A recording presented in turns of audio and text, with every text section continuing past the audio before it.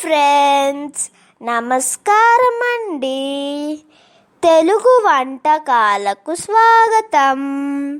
Welcome to Telugu వంటకాలు.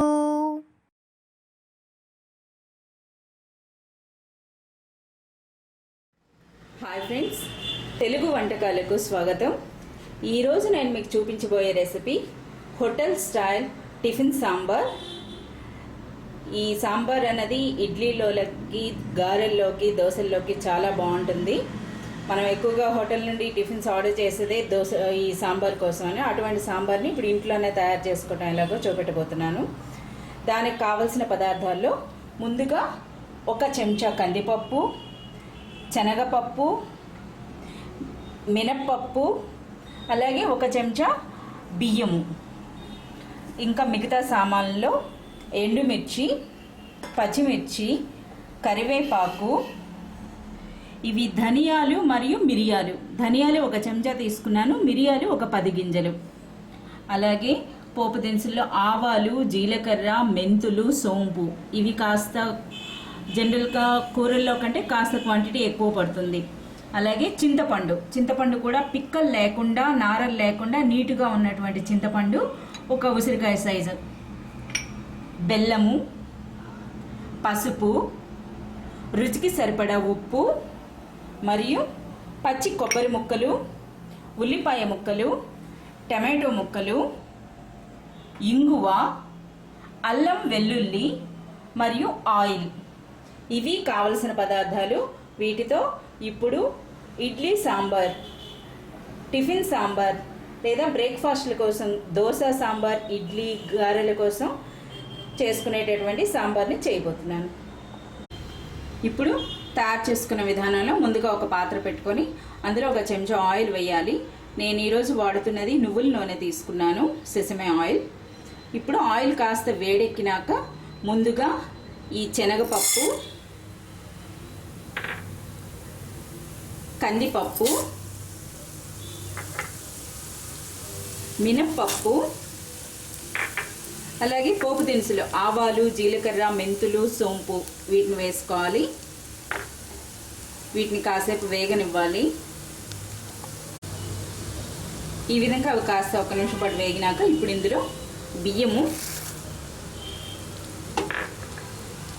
అలాగే ధనియాలు మరియు మిరియాలు వేయాలి.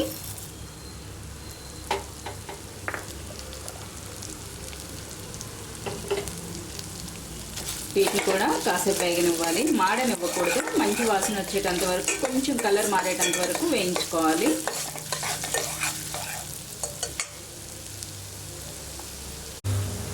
ఈ విధంగా కాస్త పప్పులు 1 నిమిషం పాటు వేగినాక, అంటే కొంచెం రంగు మారుతున్నాయి అనేటప్పుడు ఇప్పుడు ఇందులో ఎండుమిర్చి, పచ్చిమిర్చి వేసుకోవాలి. వాటితో పాటుగానే అల్లం వెల్లుల్లి వేసుకొని వీటిని కూడా ఈ విధంగా వేయించాలి.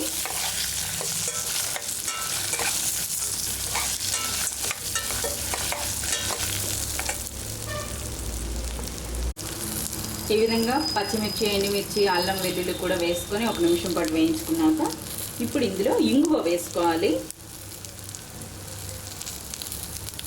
అలాగే ఈ కొబ్బరికాయ ముక్కలు, పచ్చి కొబ్బరి ముక్కలు, ఉల్లిపాయ ముక్కలు, అలాగే టమాటో ముక్కలు కూడా వేసుకొని వేయించాలి. వీటితో పాటుగానే చింతపండు కూడా, నారలు, పిక్కలు లేకుండా క్లీన్ చేసుకున్నటువంటి చింతపండు మరియు కాసింత కరివేపాకు వేసుకొని వీటన్నిటిని 2 నిమిషాల పాటు వేయించుకోవాలి. ఈ విధంగా 2 నిమిషాల పాటు వేయించుకుంటే కాస్త ఉల్లిపాయ, కొబ్బరికాయ, టమాటా అనేవి కాస్త మెత్తగా అవుతాయి.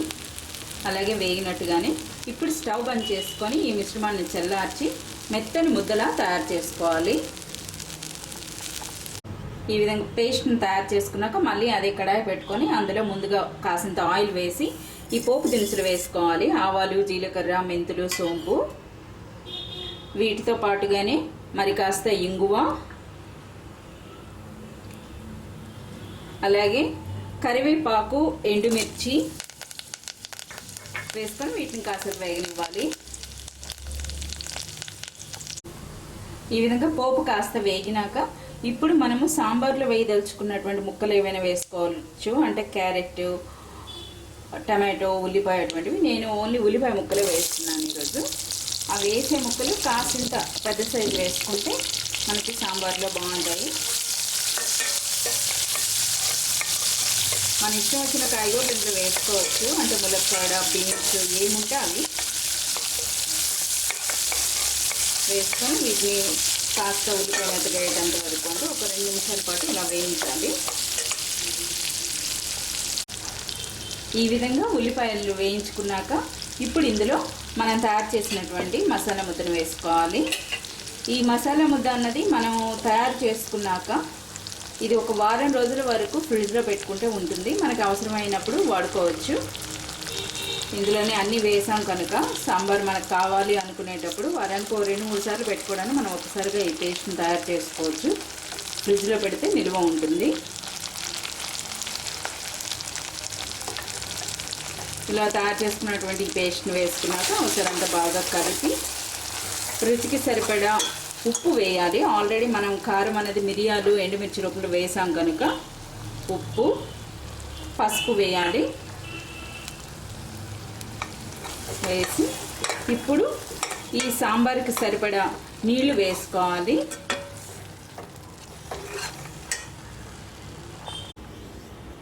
ఈ విధంగా సాంబార్కి తగినంత నీళ్లు వేసుకున్నాక మరగనివ్వాలి. ఇందులో మనము పప్పులతో పాటు కాసింత బియ్యం కూడా వేయించి వేసాం కనుక ఈ సాంబార్ అన్నది చిక్కబడుతుంది. ఆల్రెడీ మనకి సాంబార్ కన్సిస్టెన్సీ వచ్చేసింది. ఇప్పుడు ఇది మరుగుతున్నప్పుడే బెల్లం వేసుకోవాలి. వేసుకొని అంత బాగా మరిగేటంత వరకు వెయిట్ చేయాలి.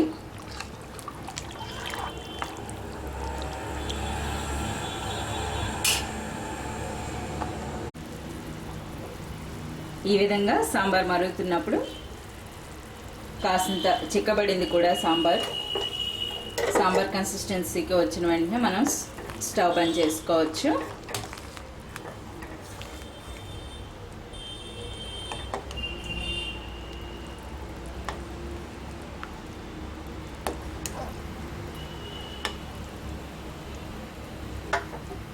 ఇప్పుడు ఎంతో రుచికరంగా ఉండే టిఫిన్ సెంటర్ సాంబార్ సిద్ధమైంది.